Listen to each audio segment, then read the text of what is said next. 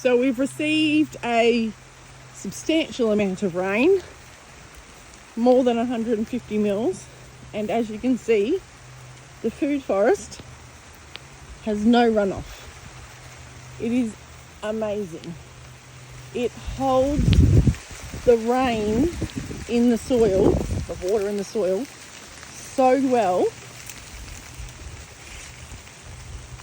that we have no runoff. Everything's soaking it up. Everything looks amazing. Everything has fresh shoots. Go this way.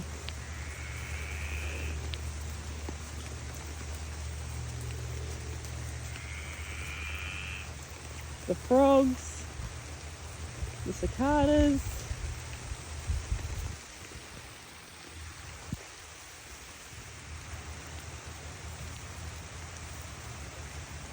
It's all growing, just soaking in all the rain. No runoff, it's wet.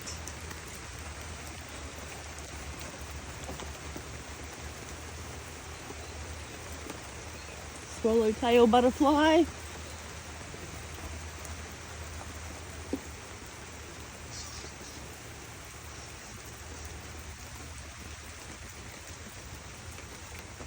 Bananas. This is the beauty when you build a system like this.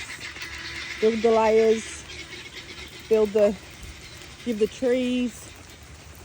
Everything just holds it all in place. Just the water is just soaking in. Now, let's have a look. These are yummy. They're wampies. Bush food. Okay, now the driveway.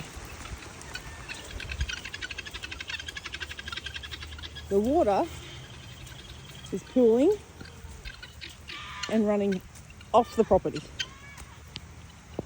I'm yet to keep it on there. It is soppy. It is muddy. Even where we've tried to fix it.